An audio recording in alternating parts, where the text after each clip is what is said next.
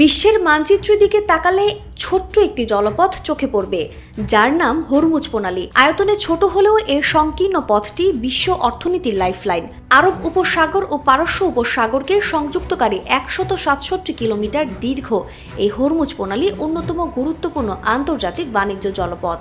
বিশ্বের ১/৫ তেল, গ্যাস ও জ্বালানি পণ্য এই প্রণালী দিয়ে পরিবহন করা হয়।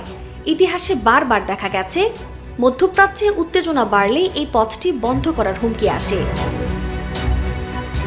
হরমুজ প্রণালীতে আটকা পড়া বাণিজ্যিক জাহাজগুলোকে নিরাপদে প্রণালী পার হতে প্রজেক্ট ফ্রিডম নামের নতুন প্রকল্প ঘোষণা করেছেন মার্কিন প্রেসিডেন্ট ডোনাল্ড ট্রাম্প। তা নিয়ে যুক্তরাষ্ট্রকে সতর্কবার্তা দিয়েছে ইরান। ইরানের জাতীয় নিরাপত্তা সংস্থা ন্যাশনাল সিকিউরিটি কমিশনের প্রধান এব্রাহিম আজিজি সামাজিক যোগাযোগ মাধ্যম এক্সে পোস্ট করা এক বার্তায় ট্রাম্পের এই পরিকল্পনাকে হস্তক্ষেপ উল্লেখ করে বলেছেন, হরমুজ প্রণালীর নতুন সামুদ্রিক প্রশাসনিক ব্যবস্থায় যুক্তরাষ্ট্রের যে কোনো হস্তক্ষেপকে চলমান যুদ্ধবিরতি লঙ্ঘন বলে বিবেচনা করা হবে। গত ২৮ ফেব্রুয়ারি ইরান যুক্তরাষ্ট্র ইসরায়েল যুদ্ধ শুরুর পর হরমুজ প্রণালীতে অবরোধ জারি করে ইরান। ফলে প্রণালী আরব উপসাগর ও পারস্য উপসাগরে আটকা পড়ে শতাধিক জাহাজ।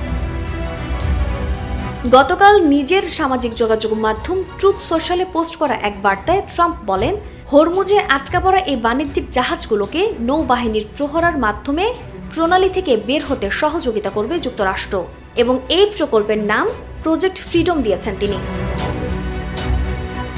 ট্রুথ সোশ্যালে পোস্টে তিনি আরও লিখেছেন, বিশ্বের অনেক দেশের বাণিজ্যিক জাহাজ হরমুজে আটকা পড়েছে।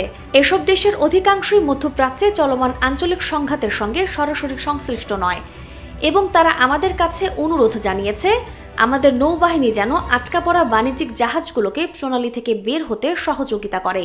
ট্রাম্প ট্রুথ সোশ্যালে এই পোস্ট করার কিছুক্ষণ পর যুক্তরাষ্ট্রকে সতর্ক বার্তা দিয়ে এ পোস্ট করেন ইব্রাহিম আজিজি। ট্রাম্পের কঠোর অবস্থান বনাম ইরানের পাল্টা হুঁশিয়ারি, সব মিলিয়ে হরমুজ এখন এক বারুদের স্তূপ। এই জলপথ কি শুধুই বাণিজ্যের পথ হয়ে থাকবে নাকি নতুন কোনো যুদ্ধের প্রবেশদ্বার হবে, সেটি এখন দেখার বিষয়। নাজমুন নাহার উসবা, নিরপেক্ষ।